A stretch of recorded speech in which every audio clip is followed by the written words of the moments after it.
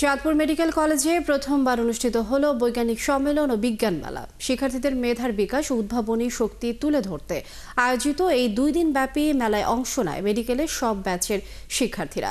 চাঁদপুর সরকারি জেনারেল হাসপাতাল ভবনের ছাদে মঙ্গলবার সকালে অনুষ্ঠিত হয় 2 দিন ব্যাপী বৈজ্ঞানিক সম্মেলন ও বিজ্ঞান মেলা। শিক্ষার্থীরা দল ভিত্তিক 21টি স্টলে উপস্থাপন করে বিভিন্ন উদ্ভাবনী ও গবেষণাধর্মী প্রেজেন্টেশন। উপস্থিত শিক্ষক ও চিকিৎসকরা এসব প্রেজেন্টেশন ঘুরে দেখেন এবং মূল্যায়ন করেন।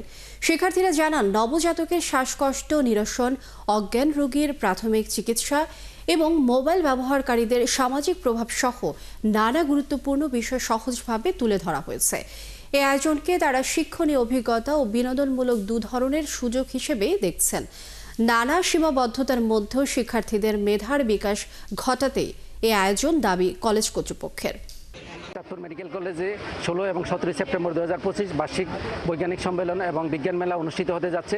এটা চাঁদপুর মেডিকেল কলেজে তো বটেই, বাংলাদেশের সকল মেডিকেল কলেজের মধ্যে এই প্রথম এই ধরনের কোনো প্রোগ্রাম হতে যাচ্ছে। চাঁদপুর মেডিকেল কলেজে আমাদের অনেক সীমাবদ্ধতা আছে, ছাত্রছাত্রীরা যাতে সেটা উপলব্ধি করতে না পারে তাদের জন্য আমাদের এই বিশেষ আয়োজন।